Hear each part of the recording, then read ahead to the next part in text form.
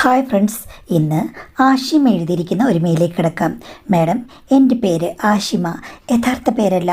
എൻ്റെ വിവാഹം കഴിഞ്ഞിട്ട് ഏകദേശം 1 വർഷമാകുന്നതേ ഉള്ളൂ. ഇക്ക ഗൾഫിലാണ് ജോലി ചെയ്യുന്നത്. വിവാഹം കഴിഞ്ഞ് 3 മാസം അവിടെ നിന്നു. അത് കഴിഞ്ഞ ശേഷം ഗൾഫിലേക്ക് പോയി. വിവാഹത്തിന് മുമ്പ് അദ്ദേഹത്തിൻ്റെ നാട്ടിലായിരുന്നു ജോലി.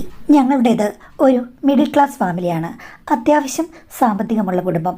പക്ഷേ അവരുടേതെന്ന് വെച്ച് കഴിഞ്ഞാൽ വളരെയധികം സാമ്പത്തികമായി ഉയർന്ന നിലയിലുള്ള ഒരു വീടാണ്. അവിടുത്തെ ബാപ്പ, അതായത് എൻ്റെ ഹസ്ബൻഡിൻ്റെ ബാപ്പ വലിയൊരു ബിസിനസ്മാനാണ്. അതിൻ്റെതായ ആഡംബരവും പ്രൗഢിയുമെല്ലാം ആ വീട്ടിലെ എല്ലാ കാര്യത്തിനുമുണ്ട്. പിന്നെ അവരെങ്ങനെ വന്നിട്ട് എന്നെ കല്യാണം കഴിച്ചെന്ന് ചോദിച്ചു കഴിഞ്ഞാൽ എൻ്റെ ഹസ്ബൻഡ് പറഞ്ഞത് അദ്ദേഹം 35 സ്ഥലങ്ങളിൽ പെണ്ണ് കാണാൻ പോയി. പക്ഷേ അതൊന്നും ഇഷ്ടപ്പെട്ടില്ല. അവസാനം ഇവിടെ വന്നപ്പോഴാണ് ഇഷ്ടപ്പെട്ട പെണ്ണിനെ കിട്ടിയെന്നാണ്. അദ്ദേഹത്തിന് ഒത്തിരി സങ്കല്പങ്ങളുണ്ടായിരുന്നു. അങ്ങനെയാണ് എന്നെ കല്യാണം കഴിച്ചത്. വീട്ടുകാർ അത് എതിർത്തതുമില്ല. എന്നാലും എനിക്ക് ഭയങ്കര പേടിയായിരുന്നു. ഇത്രയും സമ്പന്നമായ ഒരു വീട്ടിലേക്ക് കയറി ചെല്ലുമ്പോഴേക്കും എന്തെങ്കിലും പ്രശ്നങ്ങളുണ്ടാകും. സാമ്പത്തികമായ അന്തരം, ജീവിത രീതി, അങ്ങനെയൊക്കെയുള്ള കാര്യങ്ങളിൽ പ്രശ്നങ്ങൾ ഉണ്ടാകുമെന്ന് പേടിയുണ്ടായിരുന്നു. പക്ഷേ അവിടെ ചെന്നപ്പോൾ എനിക്കൊരു കാര്യം മനസ്സിലായി. അവിടുത്തെ ബാപ്പയ്ക്ക് 2 ഭാര്യമാരുണ്ട്. അടുത്തടുത്ത വീട്ടുകളിലാണ് 2 കുടുംബങ്ങളും താമസിക്കുന്നത്. മൂത്ത ഉമ്മയായ എൻ്റെ അമ്മായിയമ്മയ്ക്ക് ഒരു മകൻ മാത്രമേ ഉള്ളൂ. അതാണ് എൻ്റെ ഭർത്താവ്. മറ്റേ ബന്ധത്തിൽ 2 കുട്ടികളുണ്ട്. 2ഉം പെൺകുട്ടികളാണ്. അതിൽ ഒരാളുടെ കല്യാണം കഴിഞ്ഞു. രണ്ടാമത്തെ ആൾ പഠിച്ചുകൊണ്ടിരിക്കുകയാണ്. ആ വീടുമായിട്ട് സത്യം പറഞ്ഞാൽ ഈ വീട്ടിലുള്ളവർക്ക് വലിയ സഹകരണമൊന്നുമില്ല. എൻ്റെ ഭർത്താവോ അല്ലെങ്കിൽ അമ്മായിയമ്മയോ അപ്പുറത്തെ വീട്ടുകാരോട് അത്ര വലിയ രീതിയിലൊന്നും സഹകരിക്കുന്നത് കണ്ടിട്ടില്ല. ഞാൻ ചോദിച്ചു അമ്മായിയമ്മയോട്, എങ്ങനെയാണ് ഈ കല്യാണം നടന്നത്? രണ്ടാമത് കല്യാണം കഴിക്കാൻ എന്താ കാരണം എന്ന് ചോദിച്ചു കഴിഞ്ഞപ്പോഴേക്കും അമ്മായിയമ്മ എന്നോട് പറഞ്ഞത്, എൻ്റെ പൊന്നുമോളെ, എൻ്റെ സൗന്ദര്യം കണ്ടിട്ടാണ് എൻ്റെ ഭർത്താവ് എന്നെ കല്യാണം കഴിച്ചത്. എൻ്റെ കല്യാണം കഴിഞ്ഞ് 2 വർഷമായപ്പോഴേക്കും എൻ്റെ മകൻ ജനിച്ചു. അത് കഴിഞ്ഞപ്പോഴാണ് എൻ്റെ മാമാടെ മോളാണ് അപ്പുറത്തെ പിശാജ്. അവൾ അന്ന് അവളുടെ തറവാട്ടിലായിരുന്നു, അങ്ങ് മലപ്പുറത്ത്. അവൾ പിന്നെ ഇങ്ങോട്ടേക്ക് വന്നു കഴിഞ്ഞപ്പോഴേക്കും എൻ്റെ ഹസ്ബൻഡും ഞാനും കൂടി വരുമ്പോഴെല്ലാം ഇവൾ വന്ന് ചുറ്റിപ്പറ്റി നിൽക്കും. എൻ്റെ ഭർത്താവിനോട് അവൾക്ക് വലിയ കാര്യം, പരിചരിക്കുന്നു, വെള്ളം എടുത്തുകൊണ്ട് കൊടുക്കുന്നു, ചായ കൊടുക്കുന്നു, ഭക്ഷണം കൊടുക്കുന്നു. അതൊക്കെ അവളുടെ ഒരു കടമയായിട്ടാണ് ഞാൻ വിചാരിച്ചത്. പക്ഷേ അവൾക്ക് എൻ്റെ ഭർത്താവിനെ കണ്ടപ്പോൾ ആകെ കൂടി അങ്ങ് ഇളക്കമായി. പൊട്ടിയായി ഞാൻ ഇതൊന്നും മനസ്സിലാക്കില്ല മോളെ. ഇവർ 1-2 വർഷത്തോളം രഹസ്യമായിട്ട് പ്രേമം തുടർന്നു. അവസാനം ഒരു വട്ടം ഞാൻ കണ്ടുപിടിച്ചു. 2 പേരും തമ്മിലുള്ള കയ്യാങ്കളികൾ ഞാൻ കണ്ടു. അങ്ങനെ ചോദ്യം ചെയ്തു കഴിഞ്ഞപ്പോഴേക്കും ഹസ്ബൻഡിന് അവളെ ഉപേക്ഷിക്കാൻ വയ്യ. അവളാണെങ്കിൽ വേറൊരാളെ കല്യാണം കഴിക്കത്തുമില്ല. അങ്ങനെ ആയപ്പോൾ വീട്ടുകാരുമെല്ലാം അറിഞ്ഞിട്ട് പറഞ്ഞു, എന്തായാലും നിൻ്റെ കസിൻ തന്നെയല്ലേ, അവൾ നിൻ്റെ ഭർത്താവിനെ കല്യാണം കഴിച്ചോട്ടെ, നീ അങ്ങ് സമ്മതിക്കാൻ പറഞ്ഞു. എനിക്ക് ഒട്ടും സമ്മതമല്ലായിരുന്നു. പിന്നെ വീട്ടുകാരെല്ലാം നിർബന്ധിച്ച് കഴിഞ്ഞപ്പോഴേക്കും ഞാനും അനുവാദം കൊടുത്തു. അവളെ വേറെ എവിടെയെങ്കിലും നിങ്ങൾ കൊണ്ടുപോയി താമസിപ്പിക്കൂ, വീട് കെട്ടിക്കൊടുക്കൂ, കുടുംബമുണ്ടാക്കൂ എന്ന് ഞാൻ എൻ്റെ ഭർത്താവിനോട് പറഞ്ഞതാണ്. പക്ഷേ എൻ്റെ ഭർത്താവിനേക്കാൾ വാശി അവൾക്കായിരുന്നു. അതുകൊണ്ട് തന്നെ ഇവിടം 2ആയി ഭാഗിച്ച് ഒരു വീട് വെച്ച് അവൾ എൻ്റെ കൺമുന്നിൽ തന്നെ താമസിക്കുകയാണ്. അതുകൊണ്ട് ഞങ്ങൾ തമ്മിൽ വലിയ സഹകരണമൊന്നുമില്ല. ഭർത്താവ് മിക്കവാറും ദിവസങ്ങളിൽ അവിടെയായിരിക്കും. ഞാൻ അങ്ങനോട് വഴക്കൊന്നും ഉണ്ടാക്കാൻ പോകില്ല. എൻ്റെ മകനോട് ആദ്യകാലത്ത് അവൾക്ക് വലിയ ഇഷ്ടമായിരുന്നു. പക്ഷേ കുറച്ച് മുതിർന്നു കഴിഞ്ഞപ്പോഴേക്കും അവിടെ ചെല്ലുമ്പോൾ കുത്തുവാക്കുകൾ പറയാൻ തുടങ്ങി. അതോടുകൂടി ഞാൻ പറഞ്ഞു അങ്ങോട്ട് പോകണ്ടെന്ന്. അതുകൊണ്ട് അവിടുത്തെ കുട്ടികളുമായിട്ട് മതിൽക്കെട്ടിൻ്റെ മുന്നിൽ നിന്ന് സംസാരിക്കുന്ന ഒരു സംസാരം മാത്രമേ എനിക്കുള്ളൂ. കുട്ടികൾക്ക് 2 പേർക്കും എന്നെ ഇഷ്ടമാണ്, എനിക്കും അവരെ ഇഷ്ടമാണ്. പക്ഷേ അങ്ങോട്ടും ഇങ്ങോട്ടും പോകില്ല, ഇവിടെ നിന്ന് സംസാരിക്കും, അത്രയേ ഉള്ളൂ. പിന്നെ അവളാണെങ്കിൽ ഇപ്പോഴും ഓരോ കാര്യങ്ങൾ പറഞ്ഞ് എൻ്റെ ഭർത്താവിനെ കൊണ്ട് എന്നോട് വഴക്കുണ്ടാക്കാൻ ശ്രമിക്കാറുണ്ട്. പക്ഷേ ഞാൻ പറഞ്ഞിട്ടുണ്ട് അവൾ പറഞ്ഞത് കേട്ടിട്ട് എൻ്റെ തോളെ കയറാൻ വരരുത് എന്ന്. അതുകൊണ്ട് ഞാൻ അകന്നു നിൽക്കുകയാണ്. പിന്നെ ഓവറായി കഴിഞ്ഞാൽ എൻ്റെ സ്വഭാവം മഹാമോശമാണെന്ന് എൻ്റെ ഭർത്താവിനും അറിയാം. അതുകൊണ്ട് അവളുടെ തലയണ മന്ത്രം ഒരു പരിധിയിൽ കൂടുതൽ ഇവിടെ ഫലിക്കുകയില്ല എന്ന് അമ്മായിമ്മ പറഞ്ഞു. അല്ലമ്മ, ഞാൻ എന്താണ് അവരെ വിളിക്കേണ്ടത്? നീ കൊച്ചുമ്മാന്ന് വല്ലതും വിളിച്ചോ, കുഴപ്പമൊന്നുമില്ല. അല്ലെങ്കിൽ ഉമ്മാന്ന് തന്നെ വിളിച്ചോ, എനിക്കതിലൊന്നും പ്രശ്നമില്ല. പക്ഷേ അവൾ പറഞ്ഞത് കേട്ട് അവളെ വീട്ടിൽ പോയിരുന്ന് 2-3 മണിക്കൂർ സംസാരിച്ച് അവസാനം എൻ്റെ തലയിൽ കയറാൻ വരരുത്. അങ്ങനെ വല്ലതും സംഭവിച്ചു കഴിഞ്ഞാൽ നമ്മൾ അമ്മായിമ്മയും മരുമകളുമാകും. ഇപ്പം നമ്മൾ 2 പേരും അമ്മയും മകളുമാണ് എന്ന് പുള്ളിക്കാരി പറഞ്ഞു നിർത്തി. അപ്പോൾ കൊച്ചുമ്മ അത്രയ്ക്ക് വലിയ ഡേഞ്ചറസ് ആണോ എന്ന് ഞാൻ ചോദിച്ചു. നീ പോയി അവളെ പരിചയപ്പെടാൻ, അപ്പം നിനക്കറിയാം എന്ന് പറഞ്ഞു. ഹസ്ബൻഡ് പോകും വരെ മതിലിൻ്റെ അവിടെ നിന്നുള്ള സംസാരം മാത്രമേ കൊച്ചുമ്മയും ഞാനുമായിട്ടുള്ളൂ. അത് കഴിഞ്ഞ് ഒത്തിരി സമയമുണ്ടല്ലോ. അപ്പോഴാണ് ഞാൻ അടുത്ത വീട്ടിലെ കൊച്ചുമ്മയുടെ വീട്ടിലേക്ക് ഇടയ്ക്കിടയ്ക്ക് പോകാൻ തുടങ്ങിയത്. അവിടെ ചെന്ന് കഴിഞ്ഞാൽ എനിക്ക് ഇഷ്ടം പോലെ ഭക്ഷണം തരും. അത് കഴിഞ്ഞ ശേഷം കുറേ കുറ്റം പറയും. എല്ലാം എൻ്റെ അമ്മായിമ്മയുടെ കുറ്റമാണ്. എനിക്ക് മനസ്സിലായി, അമ്മായിമ്മയും ഞാനും കൂടെ കൊണ്ടാക്കണം, അവരെ വെറുക്കണം. അതിനു വേണ്ടിയിട്ടാണ് കൊച്ചുമ്മ ഇത്തരം കഥകൾ പറയുന്നതെന്ന്. ഞാനാണെങ്കിൽ ഇവരുടെ മനസ്സിൽ പറയാൻ വേണ്ടിയിട്ട് ഇടയ്ക്കിടയ്ക്ക് ഓരോ ചൂണ്ടുകൾ ഇട്ട് കൊടുക്കും. അതിൽ കയറി കൊത്തി കഥകളൊക്കെ വിശദമായിട്ട് പറയുകയും ചെയ്തു. അപ്പോൾ ഒരു ദിവസം ഞാൻ ചോദിച്ചു, അല്ല, നിങ്ങൾ കല്യാണം കഴിക്കാൻ ഉണ്ടായ സാഹചര്യം എങ്ങനെയാണ് ഉണ്ടായത്? കൊച്ചുമ്മ വളരെ സുന്ദരിയല്ലേ? ശരിക്കും പറഞ്ഞാൽ മറ്റൊരാളുടെ ഭർത്താവല്ലാത്ത ഒരാളെ കൊച്ചുമ്മയ്ക്ക് ഈസിയായിട്ട് കിട്ടില്ലേ? അത് പിന്നെ കിട്ടില്ലേ മോളെ? എൻ്റെ നാട്ടിൽ കുറഞ്ഞ പക്ഷം ഞാൻ പഠിച്ചിടത്തും ഒക്കെ ഒരു 10 ചെക്കന്മാരെങ്കിലും എന്നെ നിക്കാഹ് കഴിക്കാൻ മോഹിച്ചു വന്നതാണ്. ഞാൻ അവരെല്ലാം അങ്ങ് അവോയ്ഡ് ചെയ്ത് വിട്ടു. എനിക്ക് സത്യം പറഞ്ഞാൽ വീട്ടുകാർ പറയുന്ന ഒരാളെ കല്യാണം കഴിക്കാനായിരുന്നു എനിക്ക് താല്പര്യം. എന്നിട്ടെന്താ കൊച്ചുമ്മ ഇത്രയും വിചിത്രമായ കാര്യം നടന്നത്? അത് പിന്നെ ഞാൻ തറവാട്ട് വീട്ടിൽ നിന്ന് എൻ്റെ വീട്ടിലേക്ക് വന്നല്ലോ. ആ സമയത്താണ് അവിടെ കല്യാണം കഴിഞ്ഞിട്ട് ഇക്ക അവിടേക്ക് വന്നത്. ഇക്കയെ കണ്ടപ്പോൾ എനിക്ക് സത്യം പറഞ്ഞു കഴിഞ്ഞാൽ എൻ്റെ സഹോദരൻ എന്ന് മാത്രമാണ് തോന്നിയത്. ഞാൻ ആ രീതിയിൽ പെരുമാറുകയും ചെയ്തു. അയ്യോ, പിന്നെ എങ്ങനെയാണ് ഇങ്ങനെയായി മാറിയത്? അതിനൊരു കാര്യമുണ്ട്. എൻ്റെ ഒരു ഇക്കയുണ്ട്. ആ ഇക്കയും നിൻ്റെ ഭർത്താവിൻ്റെ ബാപ്പയും തമ്മിൽ വളരെ ഫ്രണ്ട്ഷിപ്പാണ്. അവർ തമ്മിൽ സന്ധ്യാസമയങ്ങളൊക്കെ ഇരുന്ന് ഒത്തിരി നേരം ഞങ്ങളുടെ അടുത്തൊരു കുളമുണ്ട്, അവിടുത്തെ വീട്ടുകുളമാണ്, അവിടെ ഇരുന്ന് സംസാരിക്കാറുണ്ട്. ഒരു വട്ടം സന്ധ്യ മയങ്ങിയ നേരത്ത് ഞാൻ വഴിയിൽ കൂടി ഇങ്ങോട്ട് വരികയായിരുന്നു. ആ സമയത്ത് നിൻ്റെ ഭർത്താവിൻ്റെ ബാപ്പ എൻ്റെ ഇക്കയോട് സംസാരിക്കുകയാണ്. എടാ മോനെ, നീ വിചാരിക്കുന്ന പോലെയല്ലേ കല്യാണം.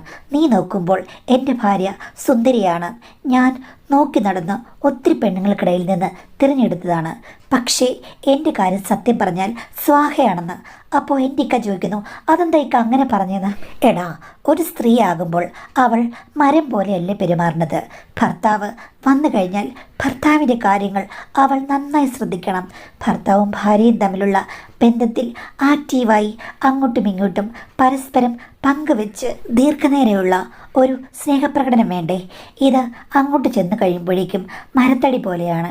പിന്നെ 5 മിനിറ്റ് കഴിയുമ്പോഴേക്കും കഴിഞ്ഞോ ഇക്ക എന്ന് ചോദിക്കും. അല്ലാതെ ഒരു റെസ്പോണ്ടുമില്ല.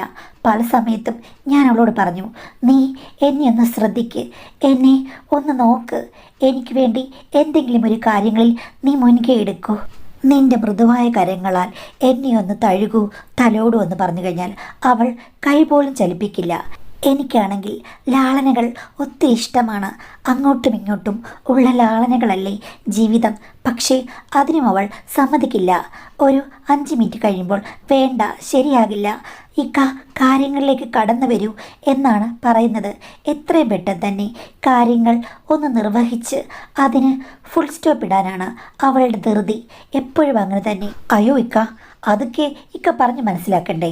ഭാര്യയും ഭർത്താവും തമ്മിൽ നല്ല സ്നേഹമായിരിക്കണമെന്ന്. അത് ഞാൻ പറഞ്ഞു നോക്കി, ശാസിച്ചു നോക്കി. പക്ഷേ അവളുടെ ഭാഗത്തു നിന്ന് ഒരു റെസ്പോണ്ടുമില്ല. പിന്നെ എങ്ങനെയാണ് നിർബന്ധിക്കുന്നത്? ഭാര്യയായിപ്പോയില്ലേ. അതുകൊണ്ട് തന്നെ അവളോട് എനിക്ക് ഒട്ടും അടുപ്പം തോന്നുന്നില്ല. സ്നേഹം ഞാൻ പ്രകടിപ്പിക്കുന്നുവെന്ന് മാത്രമേ ഉള്ളൂ. ഉള്ളിൻ്റെ ഉള്ളിൽ ഞാൻ മോഹിച്ചത് ഇവിടെയല്ലെന്ന് എനിക്ക് തോന്നിപ്പോകുന്നു. സത്യം പറഞ്ഞാൽ രണ്ടാമതൊരു പെൺകുട്ടി എൻ്റെ മനസ്സ് മനസ്സിലാക്കുന്ന ഒരാൾ വന്നിരുന്നു എന്ന് ഞാൻ ആത്മാർത്ഥമായി ആഗ്രഹിക്കുകയാണ്. പക്ഷേ എന്ത് ചെയ്യാനാണ്? ഇനിയിപ്പോൾ അതൊക്കെ നടക്കുമോ? ഞങ്ങളുടെ ഫാമിലിയിൽ 2 കല്യാണം കഴിച്ച് ഒരു പാരമ്പര്യം ആർക്കുമില്ല. അതുകൊണ്ട് എനിക്ക് ഒന്നും വയ്യാതെ ഒരു കത്രികപ്പൂട്ടിൽ അകപ്പെട്ടതുപോലെയാണ് എൻ്റെ ജീവിതം എന്ന് പറയുന്നു. അപ്പോൾ എൻ്റെ ഇക്ക എന്തൊക്കെയോ പറഞ്ഞ് ആശ്വസിപ്പിക്കുന്നു. അപ്പോൾ നിൻ്റെ ഭർത്താവിൻ്റെ ബാപ്പ പറയുകയാണ്, എന്തായാലും എൻ്റെ ഭാര്യ പറയുന്നത് പോലെ 5 മിനിറ്റിലൊന്നും എനിക്ക് പറ്റില്ല. എനിക്ക് ദീർഘനേരമുള്ള യാത്ര വേണം. അത് ഒരിക്കലും നടക്കാൻ തോന്നുന്നില്ല. അവളുടെ ഇഷ്ടത്തിനനുസരിച്ച് നിന്ന് ഞാൻ മടുത്തു, വരുമ്പോഴേ മടുപ്പിക്കുകയാണ് എന്നൊക്കെ പറയുന്നത് കേട്ട് കഴിഞ്ഞപ്പോഴേക്കും എനിക്ക് വല്ലാത്ത പാവം തോന്നി മോളെ. അത് മാത്രമല്ല, ഇത്രയും സുന്ദരനായൊരു പുരുഷൻ, അദ്ദേഹം ദാഹിക്കുന്നതും മോഹിക്കുന്നതും എന്തിനാണ് നിൻ്റെ അമ്മായിയമ്മ അങ്ങനെ കണ്ടപ്പോൾ ഉടനെ ഓടിച്ചെന്ന് കല്യാണം കഴിച്ചത്? ആണിൻ്റെ ഇഷ്ടത്തിനനുസരിച്ച് നിൽക്കാൻ പറ്റില്ലെങ്കിൽ ഇവളുമാരൊക്കെ എന്തിനാ കല്യാണത്തിന് ഇറങ്ങുന്നത് എന്ന് വിചാരിച്ച് എൻ്റെ പൊന്നുമോളെ ആ സമയത്ത് എൻ്റെ മനസ്സ് ഉരുകി ഒലിച്ചു. എനിക്ക് വേറെന്തൊക്കെയോ മോഹങ്ങൾ അപ്പോൾ തോന്നി. ഇതുവരെ ഒരാണിനെ ഞാൻ അങ്ങനെയൊന്നും കരുതിയിട്ടില്ല. പക്ഷേ ഇക്കയുടെ സംസാരം കേട്ട് കഴിഞ്ഞപ്പോഴേക്കും എനിക്ക് മനസ്സിലായി, ഇക്കയ്ക്ക് ഒരു സ്നേഹിക്കുന്ന ഹൃദയം ആവശ്യമുണ്ട്. ഇക്കയുടെ സമയത്തിനൊപ്പം തുള്ളുന്ന ഒരു സ്ത്രീയാണ് ഇക്കയ്ക്ക് ആവശ്യം. ഞാൻ റെഡിയാണെന്ന് 100 വട്ടം അപ്പോൾ ഞാൻ വിളിച്ചു പറഞ്ഞു. എന്തോ ഈ കഥകൾ ഒളിച്ചു നിന്ന് കേട്ടതുകൊണ്ട് എൻ്റെ മനസ്സ് പെട്ടെന്ന് അദ്ദേഹവുമായി പ്രേമത്തിലായി. പിന്നെ ഞാൻ പ്രേമപൂർവ്വം പെരുമാറാൻ തുടങ്ങി. അദ്ദേഹത്തിൻ്റെ ദുരവസ്ഥയോർത്ത് എനിക്കൊത്തിരി സങ്കടമായി. ഞാൻ പലപ്പോഴും അദ്ദേഹത്തിന് ചായ കൊണ്ട് കൊടുക്കുമ്പോൾ, പരിചരിക്കുമ്പോൾ കൂടുതൽ അടുത്തിടപഴകി എൻ്റെ ഇഷ്ടങ്ങൾ പ്രകടിപ്പിക്കാൻ തുടങ്ങി. ഒരു ദിവസം പുള്ളി എന്നോട് ചോദിച്ചു, നിനക്ക് എന്നോട് ഇഷ്ടമുണ്ടോ എന്ന്. ഞാൻ പറഞ്ഞു ഇഷ്ടം ഉണ്ടെന്ന്. കാര്യം എനിക്കും ഇഷ്ടം മുട്ടി നിൽക്കുകയായിരുന്നു. ഞാനിപ്പോൾ ഇക്കയോട് പറഞ്ഞു, സത്യം പറഞ്ഞാൽ എനിക്ക് വീട്ടുകാരെ ധിക്കരിച്ച് കല്യാണം കഴിക്കണമെന്നൊന്നും ഇല്ല. പക്ഷേ അന്ന് സന്ധ്യ നേരത്ത് ഇക്കയുടെ കാര്യങ്ങളെല്ലാം പറഞ്ഞത് ഞാൻ കേട്ടിരുന്നു. അന്ന് മുതലാണ് എനിക്ക് സ്നേഹം സ്റ്റാർട്ട് ചെയ്തത്. ഇക്ക അനുഭവിക്കുന്ന കാര്യങ്ങളൊക്കെ എനിക്ക് മനസ്സിലായെന്ന്. അപ്പോൾ പുള്ളി എന്നോട് വിശദമായി ചോദിച്ചപ്പോൾ കേട്ട കാര്യങ്ങളൊക്കെ ഞാൻ തിരിച്ചു പറഞ്ഞു. പുള്ളി അപ്പോൾ വല്ലാതായി. അയ്യോ നീ അത് കേട്ടെന്ന് ചോദിച്ചു. അത് കേട്ടപ്പോഴാണ് എനിക്ക് കൂടുതൽ ഇഷ്ടമായത്. ഇക്കയുടെ ഒപ്പം നീങ്ങുന്ന ഒരാളെ ഇക്കയ്ക്ക് വേണമെന്ന് തോന്നിയില്ലേ, അത് തന്നെയാണ് എനിക്കും തോന്നിയത്. നിനക്കപ്പം എൻ്റെ ഒപ്പം നിൽക്കാൻ ഇഷ്ടമാണോ? എൻ്റെ ഇഷ്ടങ്ങൾ നിൻ്റെ ഇഷ്ടങ്ങളാകുമോ? എന്തായാലും നമ്മൾ ഫൈനൽ തീരുമാനത്തിലെത്തുന്നതിന് മുമ്പ് നമുക്ക് രണ്ടുപേർക്കും കൂടി പാൽക്കുളങ്ങരെ ഒന്ന് പോയി മുങ്ങിക്കുളിച്ച് വന്നാലോ എന്ന് ഇക്ക എന്നോട് ചോദിച്ചു. ഞാൻ പറഞ്ഞു ഞാൻ റെഡിയാണ്. പക്ഷേ അബദ്ധമൊന്നും പറ്റാൻ നോക്കണം. അബദ്ധം വന്നു കഴിഞ്ഞാൽ ചിലപ്പോൾ ഇക്ക എന്നെ ഉപേക്ഷിച്ചാലോ എന്ന്. അപ്പോൾ പുള്ളിക്കാരൻ പറഞ്ഞു, അബദ്ധം പറ്റിയാലും ഇല്ലെങ്കിലും ഞാൻ നിന്നെ ഉപേക്ഷിക്കില്ല, നമുക്ക് ഒരുമിച്ച് കാണണ്ടേ എന്ന് ചോദിച്ചു. ഞാനിപ്പോൾ റെഡിയാണെന്ന് പറഞ്ഞു മോളെ. അങ്ങനെ അദ്ദേഹം ഇടയ്ക്കിടയ്ക്ക് വീട്ടിൽ വന്ന് താമസിക്കുമല്ലോ. ആ സമയത്ത് ഒരു രാത്രി 12 മണിയാകുമ്പോൾ ഞാൻ ഇറങ്ങി വരാമെന്ന് പറഞ്ഞിട്ടുണ്ട്. ചിലപ്പോഴൊക്കെ അദ്ദേഹം 1 മണിയാകും വരാൻ. ആ സമയം അത്രയും കുളത്തിൻ്റെ അപ്പുറത്ത് ഒരു പടവിൽ ഞാൻ കാത്തിരിക്കും അദ്ദേഹം വരുന്നത് വരെ. അങ്ങനെ വന്ന് ചിലപ്പോൾ 1-2 മണിക്കൂറൊക്കെ കുളത്തിന് അപ്പുറത്ത് 2-3 മാവുകളുണ്ട്. അവിടെ ഇടയ്ക്കൊരു സ്പേസ് ഉണ്ട്. അവിടെ ഞങ്ങൾ സമയം ചിലവഴിക്കും. പിന്നെ ഒരു കാര്യം പറഞ്ഞാൽ നീ ചിരിക്കും. അന്ന് ഓപ്പൺ എയർ അല്ലേ, വിരിക്കാൻ വേണ്ടിയിട്ട് ഗൾഫിൽ നിന്ന് എൻ്റെ പാപ്പ കൊണ്ടുവച്ചിരുന്ന ഒരു ചെറിയ പരവതാനിയുണ്ട്. അതും ചുരുട്ടി വന്നിട്ടാണ് ഞാൻ കാത്തിരിക്കുക. പിന്നീട് ഞങ്ങൾ രണ്ടുപേരും കൂടി അതൊക്കെ പറഞ്ഞ് ഒത്തിരി ചിരിച്ചിട്ടുണ്ട്. പക്ഷേ അതൊരു മാന്ത്രിക പരവതാനിയായിരുന്നു. ഇക്ക ആദ്യം വന്നപ്പോൾ ഞാൻ പറഞ്ഞു, ഇക്ക ഇങ്ങോട്ട് എനിക്ക് വേണ്ടി ഒരു കാര്യങ്ങളും ഡെഡിക്കേറ്റ് ചെയ്യരുത്. ഞാൻ ആദ്യം ഇക്കയുടെ സ്വപ്നങ്ങൾ പൂർത്തീകരിക്കും എന്ന് പറഞ്ഞു മോളെ. അന്ന് ഞാൻ ഒന്ന് തലയാട്ടി. ഇതിനൊക്കെ കാരണം ഞാനന്ന് ഡിഗ്രി വരെ പഠിച്ചിട്ട് വീട്ടിലേക്ക് തിരിച്ചു വന്നത്. എൻ്റെ പാപ്പ പറഞ്ഞിരുന്നു ഡിഗ്രി വരെ പഠിക്കുക, അത് കഴിഞ്ഞ് നിൻ്റെ കല്യാണം വന്ന്. ആ സമയത്താണ് ഈ സംഭവങ്ങളൊക്കെ നടക്കുന്നത്. ഞാനന്ന് എൻ്റെ കൂട്ടുകാരുടെ കൂടെ കറങ്ങി നടന്നപ്പോൾ എന്തെല്ലാം കാര്യങ്ങൾ കണ്ടു പഠിച്ചിട്ടുണ്ട്. പക്ഷേ വീട്ടുകാരെ ഓർത്ത് നിയന്ത്രിച്ചു. പക്ഷേ കണ്ടതും കേട്ടതും പ്രാവർത്തികമാക്കാൻ എനിക്ക് കിട്ടിയ ഒരു അവസരമായിരുന്നു എൻ്റെ ഇക്ക. അപ്പം പിന്നെ ആദ്യം ഞാൻ തുടങ്ങണ്ടേ മോളെ. അതിലൂടെ അദ്ദേഹം ഫ്ലാറ്റ് അടുത്തിടപഴകിയപ്പോഴാണ് എനിക്കൊരു കാര്യം മനസ്സിലായത്. എൻ്റെ പ്രതീക്ഷകൾ തെറ്റിയില്ല. ഒരുത്തനെ പിടിച്ചാലും കരുത്തനെ പിടിക്കണമെന്നല്ലേ. ഇതിലും നല്ലത് ഒന്നും എനിക്ക് കിട്ടാനില്ലെന്ന് മനസ്സിലായി മോളെ. ഇപ്പോഴും ദേ ഇക്ക വന്നു കഴിഞ്ഞാൽ ഇവിടെ എല്ലാം ഫുൾഫില്ലാകും. അത്രയ്ക്കും മികച്ചൊരാണാണ് ഇക്ക. പക്ഷേ നിൻ്റെ അമ്മായിയമ്മയ്ക്ക് അങ്ങയുടെ മഹത്വം അറിയില്ല. എന്നിട്ട് എന്നെ ഇരുന്ന് തെറി വിളിക്കും. ആദ്യകാലം മുതലേ എന്നോട് വഴക്കായിരുന്നു. പിന്നെ ഞാൻ ഒരു ദിവസം തുറന്ന് ചോദിച്ചു, നിങ്ങൾക്ക് നാണമില്ല ഇങ്ങനെ പറയാൻ? നിങ്ങൾക്ക് മിടുക്കുണ്ടായിരുന്നെങ്കിൽ നിങ്ങളുടെ ഭർത്താവ് നിങ്ങളുടെ കൂടെ തന്നെ നിൽക്കില്ലേ? ഒരു കഴിവുമില്ലാത്തതാണ് എല്ലാറ്റിനും കുഴപ്പം എന്ന് ഞാൻ പറഞ്ഞു. ആക്ഷേപമാണ്. പക്ഷേ അന്ന് തൊട്ടാണ് നിൻ്റെ അമ്മായിയമ്മയ്ക്ക് എന്നോട് വലിയ പ്രശ്നമായത്. അപ്പം ഞാനും തിരിച്ച് പ്രശ്നം ഉണ്ടാക്കും. ഞാനും വിട്ടുകൊടുക്കില്ല. അവരെന്തുകൊണ്ട് സ്വന്തം ഭർത്താവിനെ കൺസിഡർ ചെയ്യുന്നില്ല? ഇപ്പം വേണമെങ്കിലും അവർക്ക് തെറ്റുകൾ തിരുത്തി അയാളുടെ കൂടെ നന്നായി ജീവിക്കരുതോ ഒന്നും പറയില്ല. ഇക്കയ്ക്ക് എന്നോട് സ്നേഹമുണ്ട്, അവരോട് സ്നേഹമുണ്ട്. പക്ഷേ അവരെ അടുപ്പിക്കാൻ കൊള്ളില്ല. അതിപ്പം ആരുടെ കുറ്റമാണ്? ഇക്കയാണെങ്കിൽ ഇപ്പോഴും മധുര 17ൻ്റെ മധുരത്തിൽ നിൽക്കുന്ന ആളാണ്. എന്നും അദ്ദേഹത്തിന് ആക്റ്റീവ് ആകണം. പക്ഷേ ഇവർക്ക് പണിയെടുക്കാൻ വയ്യ, അനങ്ങാപ്പാറയായിട്ടിരിക്കുകയാണ്. വേണമെങ്കിൽ ഏത് ഗ്യാപ്പിൽ കൂടി വേണമെങ്കിലും ഭർത്താവിൻ്റെ ഹൃദയം അവർക്ക് ചേർത്ത് വയ്ക്കുക. പക്ഷേ അവർ ശ്രമിക്കുന്നില്ല. ഞാനാണെങ്കിൽ ഇക്കയുടെ ഇഷ്ടത്തിന് ഈ പ്രായത്തിൽ നിൽക്കുന്നുണ്ട്.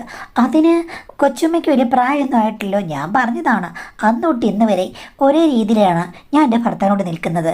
2 പ്രസവം കഴിഞ്ഞു, എന്നിട്ടും ഞാനൊരു കുറവും വരുത്തിയിട്ടില്ല. അതുകൊണ്ട് ഭർത്താവ് സദാസമയം ഇവിടെ ആയിരിക്കും. അവർക്ക് എന്തുകൊണ്ട് ഇതായിക്കൂടാ? എന്നിട്ട് എന്നെ കുറ്റം പറഞ്ഞു കഴിഞ്ഞാൽ എങ്ങനെ മോളെ ശരിയാക്കുക എന്ന് ചോദിച്ചു.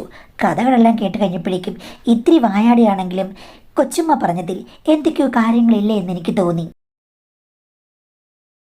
പിന്നീടൊരു ദിവസം അമ്മായിമ്മ തന്നെ എൻ്റെ ഭർത്താവിനോട് തട്ടിയെടുത്തു, ഇങ്ങോട്ട് വിടില്ല, അങ്ങനെയാ ഇങ്ങനെയാന്നൊക്കെ പറഞ്ഞിട്ട് കുറേ കാര്യങ്ങൾ അങ്ങ് പറയാൻ തുടങ്ങി കഴിഞ്ഞപ്പോഴേക്കും ഞാൻ പറഞ്ഞു, കൊച്ചുമ്മയോട് ഞാൻ യഥാർത്ഥ കാര്യങ്ങൾ ചോദിച്ചിരുന്നു, ഇതാണ് സംഭവിച്ചെന്ന് കൊച്ചുമ്മ എന്നോട് വിശദമായിട്ട് പറഞ്ഞു എന്ന് പറഞ്ഞ് ആ കഥകളെല്ലാം ഞാൻ അമ്മായിമ്മയോടങ്ങ് പറഞ്ഞു.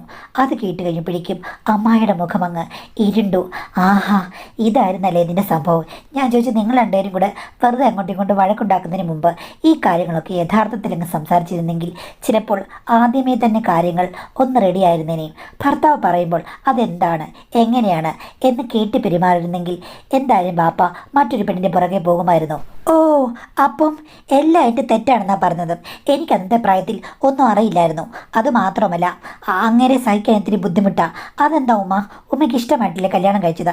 ഇഷ്ടമായിട്ടൊക്കെയാണ്, അതിനും സഹിക്കാൻ പറ്റുന്ന കാര്യങ്ങളല്ല അങ്ങേർക്കുള്ളത്. അത്രയ്ക്ക് മോശമാണ് ബാപ്പയുടെ സ്വഭാവം.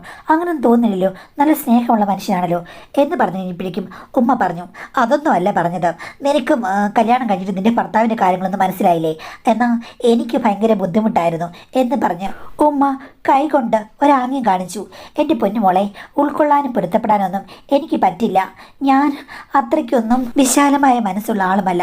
എനിക്ക് ഉൾക്കൊള്ളാനും ബുദ്ധിമുട്ടായിരുന്നു. പറ്റില്ല മോളെ, പറ്റില്ല. എങ്ങനെ ഒരു കുട്ടി ഉണ്ടായി, അത്രയേ ഉള്ളൂ. അപ്പോൾ ഉമ്മയ്ക്ക് പറ്റില്ല, അതല്ലേ യഥാർത്ഥ കാര്യം. എന്തിനാണ് അവരെ കുറ്റം പറഞ്ഞത്?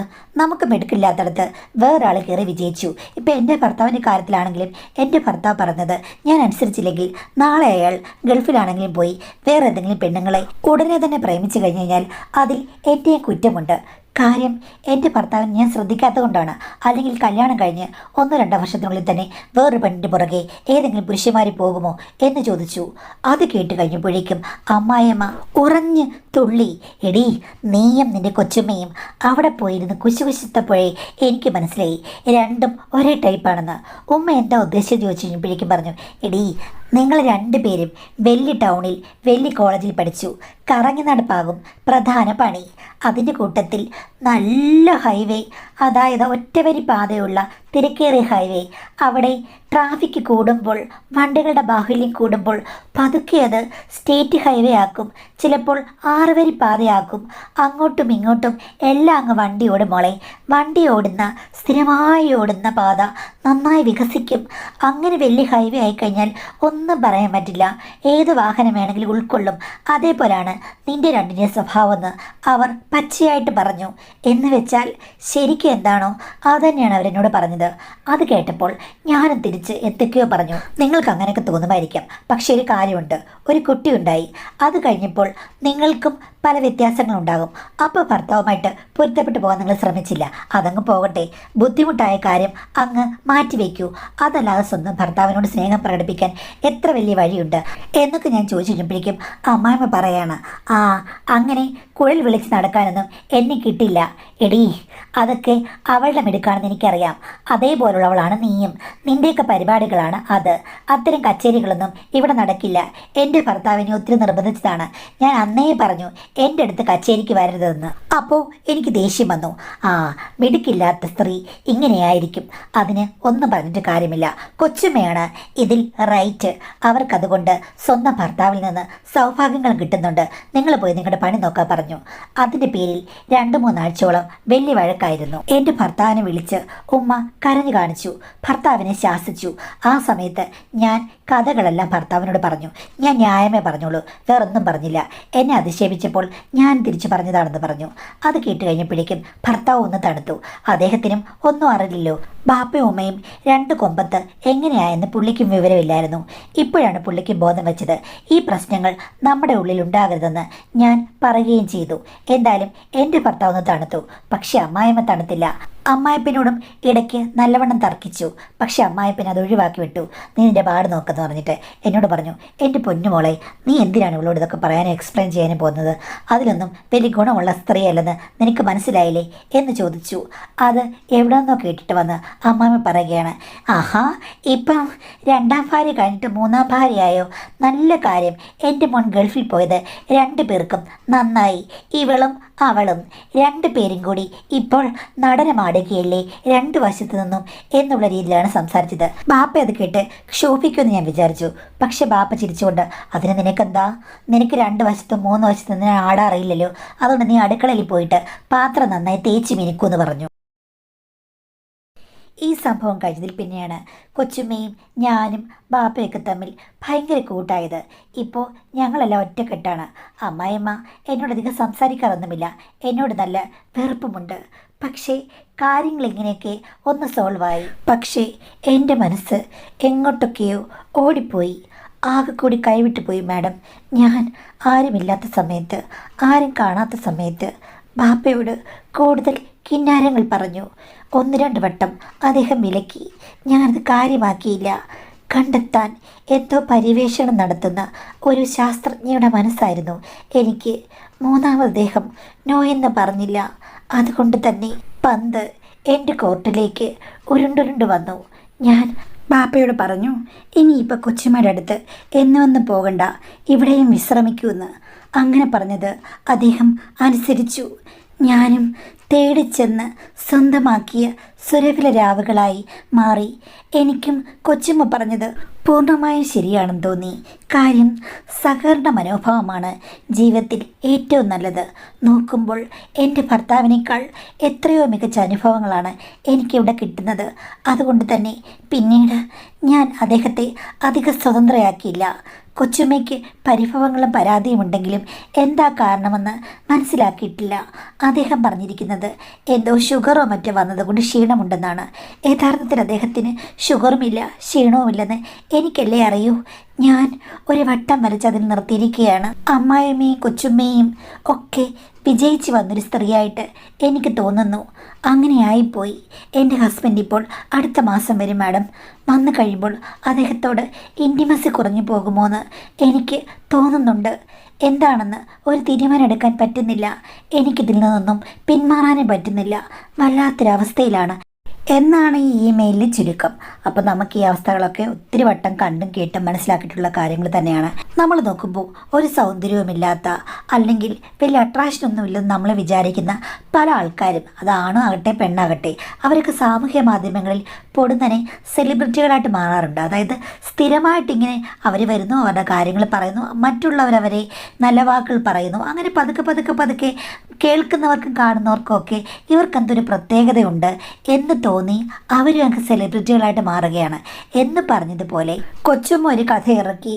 അയ്യോ ഇക്ക ഈ പറഞ്ഞതുപോലെ ടൈറ്റാനിക് ഷിപ്പിൻ്റെ കൊടിമരമാണ് എന്ന് പറഞ്ഞു. അത് കേട്ടപ്പോഴേക്കും നിങ്ങളൊന്നു പുളകം കൊണ്ടു.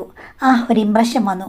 അത് കഴിഞ്ഞ് ഇപ്പുറത്ത് വന്നപ്പോൾ അമ്മായിമ്മ പറഞ്ഞു, എൻ്റെ പൊന്നുമോളെ, ഈ ടൈറ്റാനിക് ഈ കപ്പൽ ചാലിൽ കൂടെ പായിക്കാൻ പറ്റില്ലടി, വലിയ പ്രയാസമാണ് എന്ന് പറഞ്ഞപ്പോഴേക്കും നിങ്ങൾക്ക് ആകെ കൂടി ഒരു സംഭ്രമം അങ്ങ് ബാധിച്ചു. എനിക്കും എല്ലാം സ്വന്തമാക്കണമെന്ന് പറഞ്ഞിട്ട് നിങ്ങൾ ഓടിപ്പോയി. പക്ഷേ സുന്ദരമായ നിങ്ങളുടെ ഒരു ദാമ്പത്യം, നിങ്ങളുടെ ഭർത്താവിനോടുള്ള ദാമ്പത്യം ഇതുമൂലം നഷ്ടപ്പെടാനുള്ള എല്ലാ സാഹചര്യങ്ങളുമുണ്ട്. ഓൾറെഡി അവിടെ 2 ശക്തിയായ സ്ത്രീകൾ എതിർവശത്തുണ്ടെന്ന് ഓർക്കണം. വേണ്ട, ഇത് വിട്ടുപിടിക്കുന്നതാണ് നല്ലത്. എത്രയും പെട്ടെന്ന് ഇത് നിങ്ങൾ സ്റ്റോപ്പ് ചെയ്യുക. മാനസികമായി നിങ്ങൾക്ക് അതിന് കഴിയുന്നില്ലെങ്കിൽ ഒരു കൗൺസിലറെ കണ്ട് നിങ്ങൾ നിങ്ങളുടെ ജീവിതത്തിലേക്ക് മാത്രം കോൺസെൻട്രേറ്റ് ചെയ്യുക. അതായിരിക്കും ഈ സാഹചര്യത്തിൽ നല്ലത്. വേറെ സാഹചര്യമാണെങ്കിൽ ഓക്കെ, നിങ്ങളുടെ ഇഷ്ടമാണെന്ന് പറയാം. പക്ഷേ ഇവിടെ സാഹചര്യം വേറെ ഒന്നായതുകൊണ്ട് നിങ്ങളുടെ ദാമ്പത്യ ജീവിതത്തിൽ തന്നെ കോൺസെൻട്രേറ്റ് ചെയ്യുന്നതാകും നിങ്ങൾക്ക് നല്ലത്. മറ്റാരെങ്കിലും പറഞ്ഞത് കേട്ടിട്ട് ഒരു കാര്യത്തിലും നിങ്ങൾ ചെന്ന് പെടരുത്. പെട്ടുപോയി അതിൽ നിന്ന് രക്ഷപ്പെടുക. അതായിരിക്കും ഏറ്റവും നല്ലത്.